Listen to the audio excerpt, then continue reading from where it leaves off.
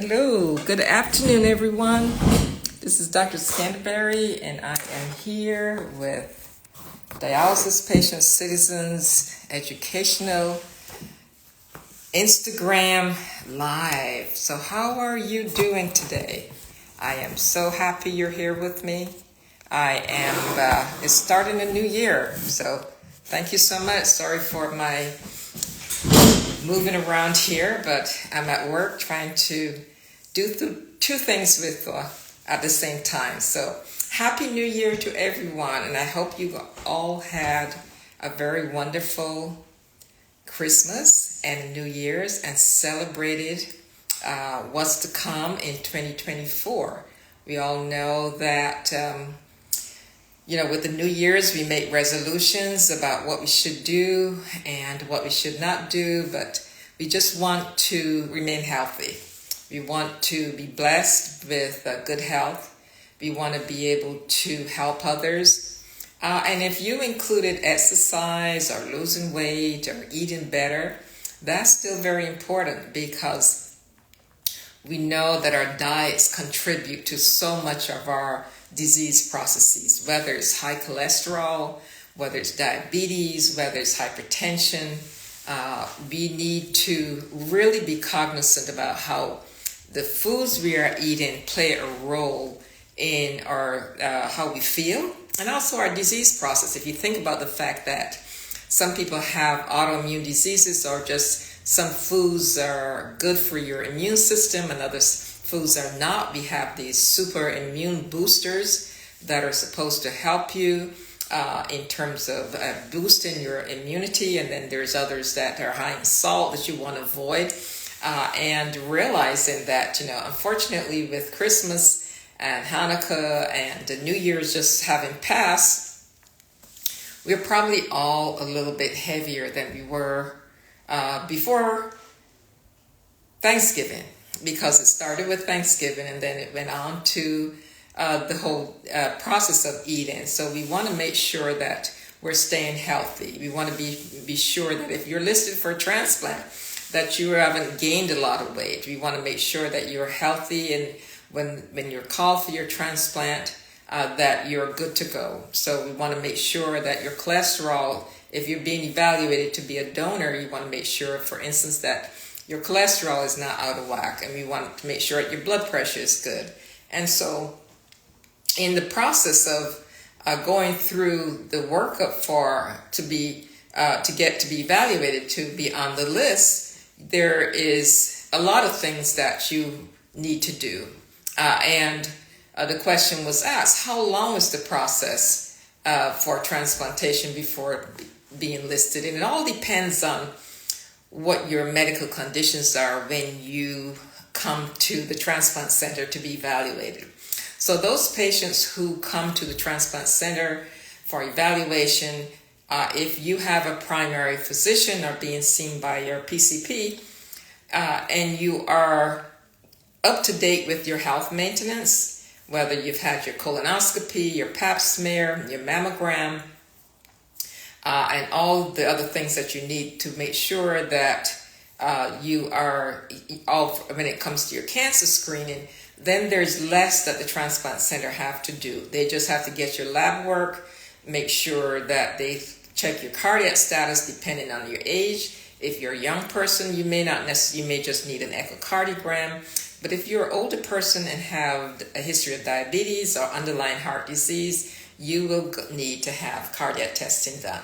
And what does it involve is that you may need an echocardiogram plus a stress test. And if you have a long history of diabetes, you may need a cardiac catheterization to look to see whether you have silent cardiac disease, because we know that diabetes affects your heart. And many patients, when we do a cardiac study, will show that they've had silent heart attacks and didn't know it. And that's because being a diabetic, you're not aware of the symptoms you may not have the same symptoms as someone who's not diabetic, because you have that neuropathy that may blunt the fact that you're having chest pain, may not be that severe. And so oftentimes we find that in many of these patients, you have abnormalities or atherosclerosis of your blood vessels, and now you have to have some stents placed, or some patients may need to have bypass surgery if there are many things if they find that there are many areas. Some patients may have the colonoscopy done and find that they have polyps or cancer that needs to be taken care of. So the process may be dragged out depending on how long you take to complete your step. And so the sooner you get that workup done, the sooner you can get on the list. If you are already on dialysis, it's not a problem because your time will count from this time you started dialysis. But if you're not on dialysis, you want to get that initial workup done so that you can wait and get your waiting time started while you finish your workup. So the wait to transplant, depending on your location, once you're listed, it can take up 3 months minimum. Some people may take 6 months. Some people take a year to get on that list. But once you're on the list, however long it takes may be to get a transplant depends on your area and where you live. So some people can be multi-listed. Please explain the network process. I have 7 patients telling me they're scheduled to be evaluated at multiple centers in the same network. If you are in the same network, meaning that you are different hospitals within a certain radius of each other may share the same OPO or organ procurement agency, which means that's the agency responsible for collecting or retrieving those organs from donors. If you're in the same network, you are competing with each other for that same kidney pool. So it does not benefit someone unless you say, well, I don't know which hospital I want to be transplanted at, but so I'm going to put my name on both transplant centers within the same network. Well, you're pulling from the same pool of kidneys. So that's not necessarily beneficial. You want to, if you're able to, you want to go outside of your network. Like for instance, if you live in Baltimore or DC or southern Delaware, then you could be in a program that's in Maryland, but you could be in a program that's also in Delaware, Philadelphia area. So that's what it means. So if you have a cousin that live in Pennsylvania, or a family member that lives in Western Pennsylvania, you may want to be on their list, because when you get transplanted, you have the opportunity of staying in that area or living with your family who post-transplant are coming back to be seen and followed at that transplant center. So that's one thing that's important. So you want to be listed at multiple centers, but not necessarily in the same network, because you're pulling from the same pool of kidneys. Question was asked, how long does a transplant patient have to stay steroids? Well, there are different categories of patients who end up being on steroids. If you have a high risk of rejection, meaning you have a high antibody level, you're probably getting your second or third transplant, and we know that you have those antibodies that are likely to be sparked after transplant, then you are going to be on steroids post-transplant, because steroids is still the best means of controlling rejection outside of the baseline medicine. So oftentimes if you do well and you get past a year and your antibody levels are controlled, then it's possible that they may consider the option of lowering your steroids or tapering down those steroids so that while monitoring you for the risk of rejection. So that's important to know. Is it true that when they call you for your transplant surgery, you have to be ready to go right away? Generally, there are different scenarios. Scenario one is that I know a donor is being worked up, and because we know that we're high on the list, we may call you and let you know that you potentially are up for one of these kidneys. If the donor haven't gone to the operating room yet, we have some options to say, be ready. It may not occur until tonight, because there are other surgeons who are coming to retrieve the heart and the lungs, and so we need to coordinate the time. So rather than it occurring at 2 p.m. today, they're not going to the OR until the other teams can get here, which is midnight. If you need to be dialyzed that day, they may say go to dialysis and then go home and wait, don't eat until we're ready to call you in. And so those are different scenarios. However, I may get offered a kidney that's coming from someplace else, and I need you to be here right away when the kidney arrives because of some time, and it's coming from Minnesota, and there's going to be a few hours before 10 hours before it gets here. I want to put that kidney in as soon as possible, so I will make sure that my patient is brought in to the hospital, ready to go, dialyze them if they need to be dialyzed, and that way, once the kidney arrives, I can do the cross-match and proceed with the transplant if I haven't had that blood before. So if it generally depends on the time element, but we want you to be able to go right away, at least within the next 12 to 20 hours. If you're not in the country, there are often times where someone is in another state, and it may take too long to get back, depending on if the kidney is going to arrive long before you can get here, that they may choose not to use you as a candidate because you're not in the area. So it all depends on the urgency, the age of the kidney, the age of the donor, how long it's going to take for the kidney to get here, whether or not you were dialyzed that day or whether you'll need to be dialyzed after you arrive in the hospital. So you do have to be ready to go. Oftentimes they may ask you to not eat or to have a light meal or drink only until a certain time, until you're ready to be admitted to the hospital. So those are various scenarios depending on the distance that the kidney is traveling and how old that kidney has been out of the body already, so that we can anticipate whether that kidney is going to work right away or whether it's going to have some delay because it's been X hours in flight.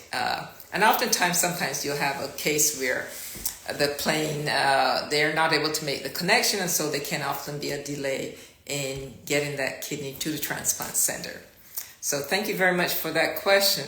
Another question is self-canulation recommended? And patients on home dialysis often are taught how to cannulate. So many people are able to do that once they're trained. And for some people, they're very reluctant to cannulate themselves, and so that makes it very hard to do home dialysis unless you have someone who can cannulate your fistula for you. But once you learn the technique, and oftentimes the center will create what we call a buttonhole, the area where you go, where you numb it up. And so certainly if you're comfortable doing it and you're taught to do that, that's often for home dialysis certainly is a way to go. So I certainly recommend that, but you have to be taught.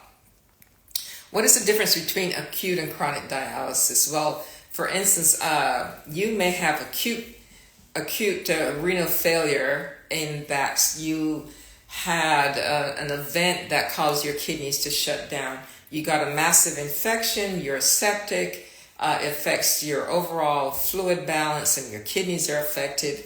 And so in the short term, while you're in the ICU and you have this major illness, you may have acute renal failure. It may be due to medications, it can be due to sepsis, it can be due to blood loss. But over time, as you recover from that incident, then your kidneys can recover. And so there may not need to be a long-term need for dialysis. For instance, COVID in itself, because of patients who have underlying chronic kidney disease, or underlying, even if it's mild, suffered acute kidney failure but needing acute dialysis in the days when they were hospitalized with their COVID infection. But subsequently to resolving the infection, getting out of the ICU, their kidneys recovered and they no longer needed to be on dialysis. So that's an acute. An event precipitated it, it made it worse, kidneys didn't work, treated the problem, recovery, but it's important after the recovery to make sure you're followed, to make sure you're kidney function returns to baseline. Chronic dialysis is usually for those who've been diagnosed with end-stage renal disease. There's no hope of recovery. Generally, it's not an acute event. It either happens over time, and because kidney failure is asymptomatic, we don't normally know that our kidneys are slowly shutting down. Most people still make urine, and they say, well, I'm urinating fine. How could my kidneys not be working? Well, it's not the fact that you're making volume, it's the fact that your urine or your kidneys are unable to secrete the metabolites that need to get out your body. And so that becomes important to understand that the presence of urination doesn't necessarily mean that it's excreting all the waste products. And so dialysis is needed to cleanse your body of the waste products that your kidney are holding on to. And the chronic dialysis is that there is very little hope of recovery. And when there's a biopsy, so for instance, if we did a biopsy, we'll find that there is so much scarring in that kidney, and that the essential elements that function, the glomeruli and the tubules, they're no longer there. They're scarred over, almost as if you had a bad burn on your skin and now your skin doesn't look normal anymore. That kidney biopsy will not look normal because we know that the elements that cause the kidneys to work are absent, and we will be able to say that there's no functionability when it comes to the intricacies of the kidney, and that you will need to continue filtering your body with the dialysis machine or get a kidney transplant, where you're then allowing your body to return to normal by having a mechanism of a donated kidney that then is able to filter that body. And it's important to understand that while we have two kidneys, don't ask me why God gave us two kidneys, probably to be generous. We only need one kidney to survive. We only need one kidney to function appropriately, which is why when we have donors, then both kidneys can be donated to two separate people, unless it's a pediatric person and the donor is very small. Then we need both of those little kidneys to go to one adult person, because one small pediatric kidney will not be enough for an adult. There also were some years back, and maybe there are some programs who are still doing it, where you may have an older person where, as we get older, we know our kidney function deteriorates. And so a person who is 75 years old may not have great function of their kidneys. And so if they're assigned to be an organ donor, oftentimes if we biopsy those kidneys and see that there maybe 30% function may be lost, we know that one of those kidneys is not adequate to give to someone, without knowing that it will not last but a year or so, even less depending on the recipient side. And there are some programs who will use two kidneys from an old donor, because the function of both kidneys may only be about 60%. So you really need both of those kidneys to be adequately served as a transplant.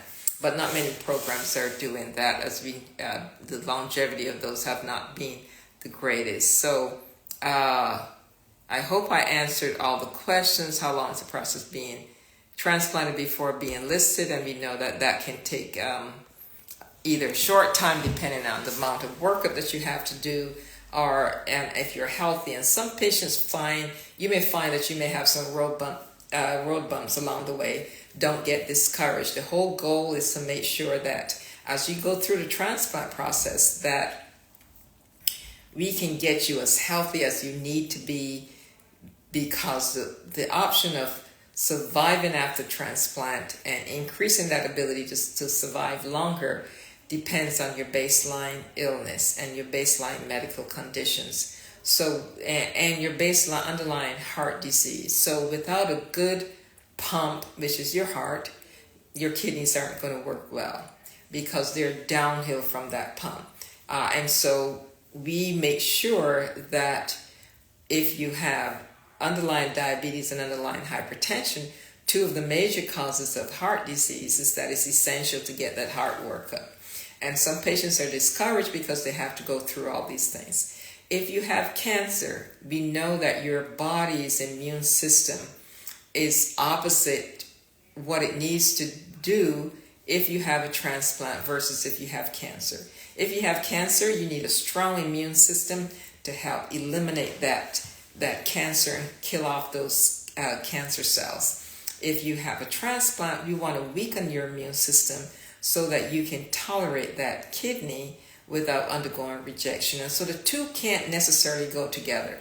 So the goal of that workup is to make sure that if you have any underlying cancers, that we diagnose it, get you to go through treatment, make sure that you then eliminate that cancer. You may have to wait 5 years to be cleared by your oncologist to make sure that there's minimum risk that cancer will come back, because if it does and you're a transplant patient, the two therapies are not necessarily aligned. You have to decrease your immunosuppression and you have to treat that cancer. So those are workups that we do to make sure that we can increase your longevity.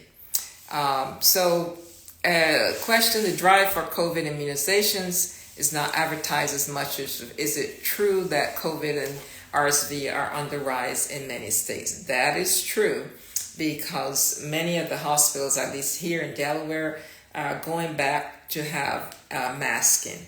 So if the hospitals are requiring masking, they just want everyone coming in, and we want the staff to wear masks. And so we, as a nonprofit health clinic here, we're also going to be requiring our staff to be masked, and we're going to also have our patients masked as they come in, because yes, it is on the rise.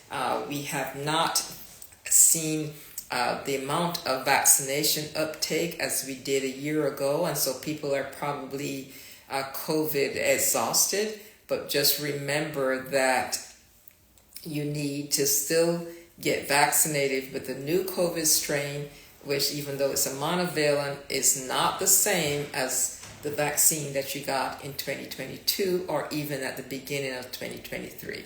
So as a dialysis patient or a transplant patient, you want to make sure you're protected. So if you, not just you, but also the people around you who live with you, who visit you, to make sure that you get your vaccine, because it does lower the symptoms and you're not as sick. If you're high risk and you get COVID despite having your vaccine, make sure if you're over a certain age, you can be treated for COVID. And so that's important to understand that. Check with your doctor so that you can have that Paxlovid or whatever medication your doctor prefers to treat you with can be called in, so that if you qualify for treatment with COVID, so talk to your primary physician about that so that you're aware of the treatment if you're high risk. And if you have a transplant, you're considered high risk. If you're in dialysis, you're likely to have a considered high risk after a certain age. So thank you very much for that. We're talking about recommendations for chronic kidney disease screening. It really is important. One of the things we started doing at our clinic here with all our diabetics that we're seeing is that we're really screening all the patients for urine creatinine ratio, proteinuria, so that we can ensure that patients get that screening. A lot of our communities who are either Hispanic, African American, our American Indians are at risk for chronic kidney disease due to the high incidence of diabetes. And I cannot tell you how many patients come through our door who are new diabetics or pre-diabetics, really needing to get that information and to improve the status. And so we talk about high cholesterol, but it really is important as we go through blood pressure, know your glucose, know your cholesterol. It's also about know your kidney function. Get that screening, get that protein, urine protein creatinine ratio. It's a simple test to do. Make sure that your blood work drawn on a yearly basis for not just you guys who may know others, but it's friends and family, to encourage them to get that simple screening for kidney disease. So that should be done. So I appreciate you adding that, because one of the things is kidney disease is not on our radar standardly, but with the higher incidence of those who are at risk for kidney disease based on obesity, high cholesterol, high diabetes and hypertension.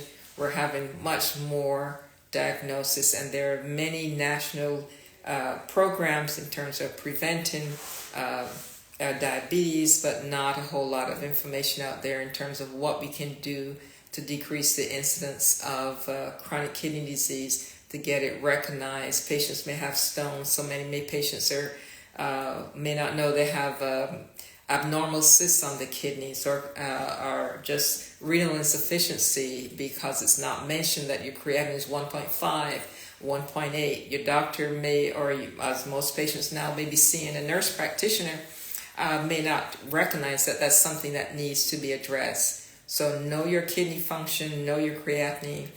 Get a copy of your labs, and encourage your family to also get a copy of your labs, because if you see that high next to it, it may not have been discussed with you, but you want to go back and talk to your doctor about this. What does this mean? It's my creatinine is 1.5 or it's 1.8. It says here that's not normal. That's, to the doctor they're saying, you're probably okay, but you don't know whether you'll be okay in a year or 2 or 3 or 4 or 5 years. That should be a signal for them to say, let's monitor this on an annual basis or biannual basis. So those are things that we can talk to our family members about. We can talk to those we know, talk to people on a job. Do you know what your kidney function is? So that we can assess patients and really get a handle on being advocates, not just for ourselves, but for those around us. And that's so important. So we have to advocate, even if you as a patient on dialysis or haven't had a kidney transplant, you've gone down that road. So we can do what we can to help others understand that kidney disease is silent. High blood pressure is silent. Diabetes is silent. You may not have any symptoms, but you really need to do what it takes to decrease your risk overall of progressing to chronic kidney disease. And just that spot urine creatinine ratio in your urine can tell you a lot. That can be a warning sign for you to stay focused on what your kidney function is. So I thank you all for joining me today, this first Instagram Live of 2024. Thank you for hanging in there. Tell your friends, tell your family, tell all those who you dialyze with, so that the next time I log on, we can have many more patients here asking questions and getting educated about what we can do to inform our community, to be advocates for others. And if you have loved ones who have not been to the doctor, make sure you encourage them to go get their labs, get their urine checked, and stay healthy. And wish you well this coming year, and I'll see you again next month. Take care. Bye now.